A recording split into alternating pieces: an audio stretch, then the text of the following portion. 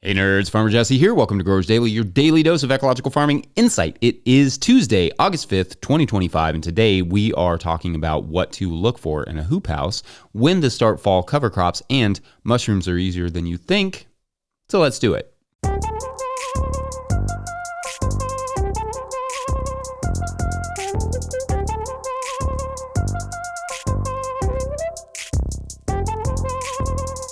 All right, everyone, welcome to Tilth Tuesday. Every Tuesday this year will be brought to you by our friends at Tilth Soil. If you're looking for compost or propagation mix, check out tilthsoil.com. Link will be in the show notes. I hope your weeks are off to a good start. I can see it's going to be back to hot later this week, so that's fun. But I got to say, I'm enjoying the reprieve, maybe more than any reprieve in history, but I'm also a big lover of hyperbole, so, take that for what it's worth. I don't have a lot to report about yesterday, just got some harvesting done, but I did find a few spare minutes before soccer practice to shuck some sweet corn to freeze for the winter, which is one of those things similar to perhaps canning tomatoes, I suppose, where we are always exhausted when we have to do it because it happens in the middle of the summer, but we never regret doing it, getting the food put by, as they say, when the winter hits. If I don't give Charlie her own ear of corn, she will attack me while I'm shucking these. Ditto the watermelon juicing that I started on this weekend. In fact, one thing I love about seedless watermelons is that you have to grow these extra seeded sort of pollinator melons that just have a ton of seeds to get the seedless varieties, and those the fruit that the pollinators make. It makes for pretty good juice. It's kind of hard eating because, like I said, it's like extra seeds. But anyway, I consider those my juicing crop, so that's nice. Oh, and don't forget that we love seeing your farms and gardens too. If you have a 20-second clip showing off your farm, your garden, your project, your harvest, whatever it is, or something you're just proud of in the garden, a single plant, a crop, whatever it may be, send it along to farmermike@notillgrowers.com. Those have been super fun to see, and we've got lots of great feedback from you all. I think it's really cool and really helpful to see other farms and gardens and farmers and gardeners, for that matter, how different they all look and can be. I don't know, maybe gives you some inspiration. Very cool stuff. Love having you all be a part of the show. All right, so today I thought we would talk about when to start those fall cover crops, because that's coming up now, at least for us. First, though, just a quick PSA that you should not plant a cover crop till you know your garden plan for next year. And also, you have to know how you are going to terminate said cover crop. For instance, if you're planning to use a rye cover crop, it won't just die on its own. Well, it will, but that death comes with a lot of seeds. Instead, you want to know how you're going to kill that cover crop if you plan to overwinter a cover crop. But I've done cover crop termination segments already and videos in the past, so I'm not going to do that here so much. But I want to focus instead on when to get those in the ground. But I just have to emphasize those things that I just emphasized, because cover crops done wrong are just weeds done right. That's terrible, but I'm keeping it. Anyway, after some trial and error, we have found that winter kill cover crops like peas must be in the ground by mid to late September here in Kentucky, Zone 6B. However, if you were in a warmer climate, say a few hours south of here, you might want to wait a little longer in the fall, because what you don't want is the peas flowering and going to seed before they die. Flowers are okay. We usually get, some amount of flowers, which isn't, that's not a bad thing. It's when they start to create large pods and those pods get a little bit mature. That is when things get risky. So preferably you get them into the soil, the peas or whatever, with enough time to get tall and mature, but not enough time to turn into seeds. If they start to load up with pods, it might be worth just mowing them down. If you are in a cooler climate than I am, then you will want to plant your winter kill cover crops a little earlier than we do, which is mid-September. How much earlier will depend on where you are. But if I'm saying mid-September here in Zone 6B, I would say, arbitrarily add a week for every zone you go down. So, and this is, again, completely arbitrary and will require some experiment on your part, but mid to early September for Zone 5B, maybe late August to early September for Zone 4B, and so on. Now, super far south regions that don't get hard frost, for instance, you will have to choose either very frost-sensitive crops like sorghum, Sudan grass, or something like that will die easily in a frost, or just something that you can terminate fairly easily, like buckwheat. And in a tropical region, well, you can't really have a winter kill cover crop at all without a winter, so your cover crop options will be different than mine, but also you probably could just be growing all winter and then doing your cover cropping in the summer, So you don't need advice there so much. Just grow veggies and then cover crops that are easy to terminate, or just cover cropping in the summer when the crops aren't as easy to grow. Now, back to sort of my zone or zones around me. As for winter hardy cover crops, you also don't want them to put on too much biomass before winter, like rye, vetch, or winter wheat, etc. Because sometimes once they start getting those hard frosts, they'll die. So we don't like to sow these before mid-October in general. We want them to germinate and establish, but we definitely do not want them to get so big that they die in the first hard freezes, and then we don't have that cover crop in the spring.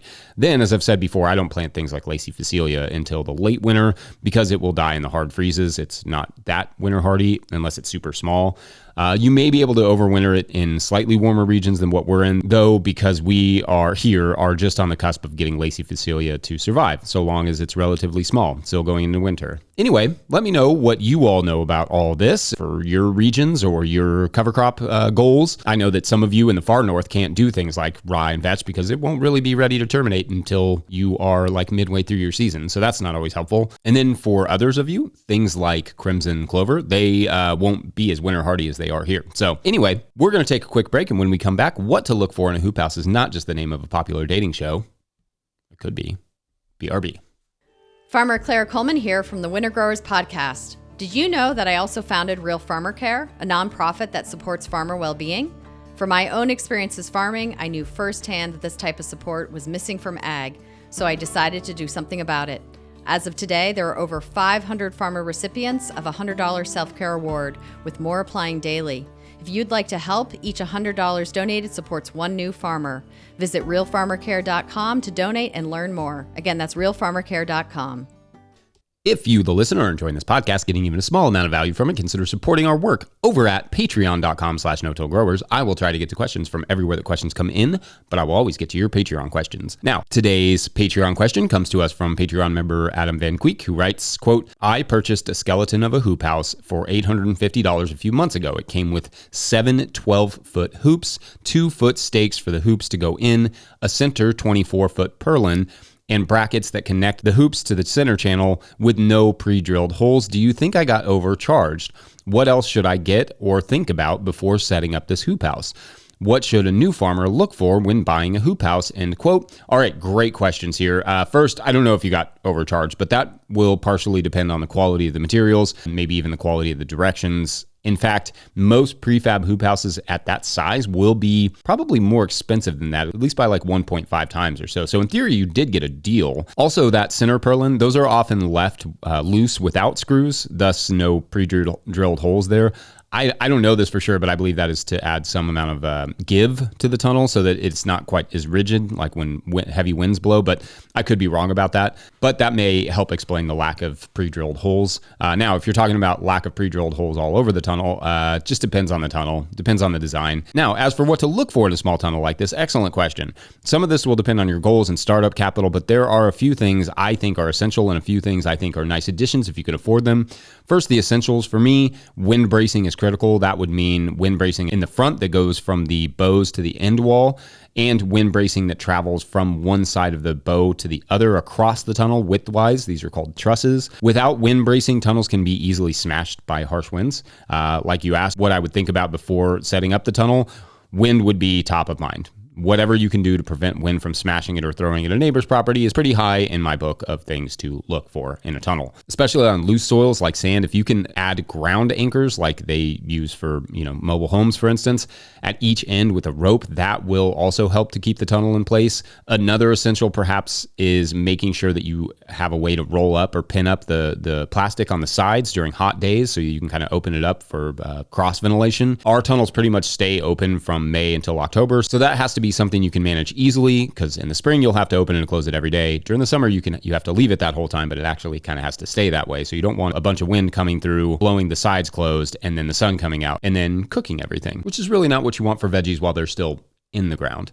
Your door, like the door, how you get in and out of your tunnel, will matter quite a bit too. Make sure whatever you use for your doors can be opened and closed easily, and any equipment you might want at any point to fit into that tunnel, you'll need to be able to fit through that space. So for instance, if you're using a BCS with like 30-inch implements, you need to make sure that you at very least have like 34-inch clearance, because you're also going to have to turn a little bit probably when you get inside of it. I also like a door on each side for airflow. So you have one in the back and one in the front, and that way the air can travel not just across the tunnel on warm days, but also all the way across the tunnel lengthwise. Now, in terms of other considerations, site preparation is really important. Plan for drainage. Try to make it relatively level, the area where it's going if possible. All that stuff is really important. If you want electricity like fans or heaters or something at some point, you're going to want to get that electricity installed probably before you put the tunnel in. Not necessary, but it's ideal. Also, and I'm talking wind again, I like to point our tunnels towards the prevailing winds because I don't want the broadside exposed to heavy winds if at all possible. Another thing to consider is the irrigation. Where is your water source and how are you going to get that to the tunnel?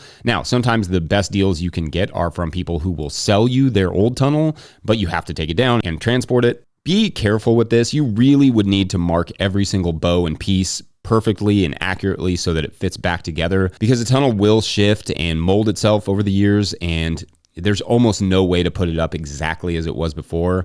And it just gets really hard because the holes won't line up exactly the same depending on how deep you pounded the stakes. Then you're going to end up re-drilling all those holes, which can be a profound amount of work and also cause other issues like, rips in the plastic or just a lot of holes in your metal, and not to mention a lot of time that it would take. For sure, you can save money taking down an old tunnel, but it can also be a nightmare to put back together and potentially not quite as robust and sturdy, thus kind of deleting some of those savings. There are other things I could add here for sure, like my love of the reg vent, but in terms of a basic tunnel, those are, I think, the kind of important things. I will let the comment section add their thoughts. Lots of smart growers in there that have lots of thoughts on tunnels, I'm sure.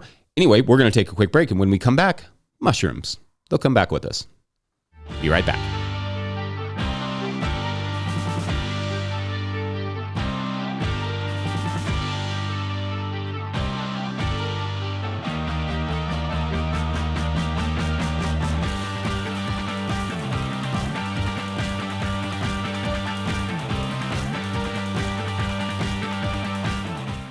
Today's episode is brought to you by Farmhand. We know it's peak season, you're busy, but the messages you send now are what drive renewals later. That's why Farmhand is offering free instant access to their farmer-built newsletter builder. No demos, no setup fees, just drop your logo, upload your list, and start sending farm-branded emails that boost sales, engage members, and save you hours each week. Get free access today at farmhand.partners/no-till. That's farmhand.partners/no-till. All right, back to the show. All right, mushrooms. I love mushrooms, and I've been thinking about them more and more lately as our meat bill, continues to rise. Throughout our history as a farm, we have grown mushrooms in like several different forms. But I don't think I ever would have tried them had somebody not told me at some point, mushrooms, oh yeah, you can grow them. Anyone can grow them. They're super easy. So I'm going to do that for you. I remember part of my job on my first internship was dunking the shiitake logs in a pond overnight and then hauling them back up to lean them against a tree for fruiting. Then they fruited these like giant, beautiful shiitake mushrooms that we sold at the market. I was like floored by this. It was incredibly simple and bountiful, and mushrooms, in fact, have a long history of being market garden items, as Parisian market gardeners would cultivate agaricus varieties in caves beneath the city. So anyway, I thought I would go through a few easy mushrooms you can grow yourself with just some simple guidance. First is definitely shiitakes, because to me, not only do they keep better than most other mushrooms and they sell really well, but they are also just, they're kind of the tastiest of the ones that you can cultivate at home to me. These can be grown in these sort of like sawdust growing mediums, which is a little bit more technical method and requires some humidity and light and temperature control. So my preference is really just grow them on logs. Basically, using the correct species of logs, typically maple, oak, or even cherry will work. Cut fresh logs into 3 to 4 foot lengths at 4 to 8 inch diameters, and though there's quite a bit of wiggle room there. You basically drill holes, stuff them with spawn you buy from a purveyor with a special like stuffing tool. We like Field to Forest, but there are other good regional purveyors. And then you cap that with some wax, and 9 months later, you get a colonized log that will fruit multiple times in a year, which you can force or you can just allow it to happen naturally, sort of after rains. We used to have mushroom parties, which are not what they sound like, where friends would come and spend the day filling the mushrooms and then capping them with us, and we'd bust out like 50 or so logs, which was huge. I mean, they do take a fair amount of work. There's a little more to the process, timing of when you cut the logs and how you cure them for like a couple weeks, and the stacking and the colonization and the identifying of the trees and all that stuff. But in terms of an agricultural agricultural product. It's fairly simple and does not require a huge amount of tools or space or capital. And of course, shiitakes rule in the kitchen. They're just awesome to have around. Next is oysters. These are much faster into production, but much more perishable. Like instead of 9 months to get the colonization of the actual log, in the case of oyster mushrooms, you can have some in as little as like 8 weeks from now. So they can also be grown in bags or in bins or totes, on straw in climate-controlled conditions, and I recommend Trad Cotter's book. I think I have it. The Organic Mushroom Farming and Microremediations, Simple to Advanced and Experimental Techniques for Indoor and Outdoor Cultivation. Great book. I will link that one in the show notes. Or they can also be grown on poplar logs in a slightly different system than shiitakes that involves stacking the logs over the spawn and covering them with trash bags to encourage the colonization. And then you take the trash bags off and then they start to produce the mushrooms. Then you can either soak those logs or let it, just harvest after they get rained on and the temperatures change and all that stuff. You get nice flushes that way. I mean, giant flushes of mushrooms. Another set of mushrooms worth looking into, especially if you have ample manure, are the agaricus varieties, buttons and portobellas. These grow in compost piles in the dark and they can be quite delicious. There's another variety called almond agaricus that I don't love, but it smells like almonds and can be grown in the ground in compost. We grew some one year in a bed and they were okay, but we didn't really give them the attention that they really needed. One mushroom, however, that can be grown in the ground and almost needs no attention is the winecap stropharia. I mentioned this one last week, and it can be grown in wood-chipped pathways really easily, kind of giving you, some amount of product out of your pathways, which is cool. I have some questions and concerns about how they affect native fungal populations, but I can't find a lot of research that really investigates that too much. There does seem to be some significant nematocidal effects from winecap stropharia rugosa annulata, which is the scientific name, which are kind of interesting. I came across some research that showed fairly substantial drops in root knot nematode populations from winecap stropharia mycelium. So maybe for those of you struggling with root knot nematodes, it may be worth getting some of that winecap substrate there in your pathways with some wood chips. So just a thought. And note to me that I need to research that more because that is very fascinating. But essentially, these winecap stropharia devour the wood chips, which makes the nutrients therein more available to your plants. And then they produce huge fruits of mushrooms, which can be sold to chefs or farmers markets or whatever. The texture is a bit odd. It's kind of, kind of chewy. But I have made some really nice jerky out of them before, so that works. I did a whole video on these a few years back that you can watch too. Anyway, I love mushrooms. They often are grown in less desirable places like shady areas. They can be highly productive or as productive as you want them to be based on the amount of work you're willing to put into them. And they often use something you don't need, like maybe an oak tree fell on your property. Some shiitake logs may at least give you something to be excited about for the cleanup. For me, if you're trying to maximize a small property, mushrooms are a no-brainer. Anyway, what are your mushroom loves? Otherwise, we're going to leave it there until Feedback Friday, but call this a Tuesday. Don't forget, No Till Growers is now officially a nonprofit 501c3, so donations are tax deductible and greatly appreciated. You can learn about how to do that in the show notes. Please make sure to like and subscribe and or follow wherever you're getting this podcast. That's an easy way to help us out. Enormous thank you to all of our show sponsors, and if you'd ever like to sponsor the show, you can reach out to Farmer Michelle at notillgrowers.com. Huge shouts to Willie Breeding for the theme music, Mike Hilbert for the production help and editing, and the team at No Till Growers. Also, shouts to Epidemic Sound for the background music that you can hear.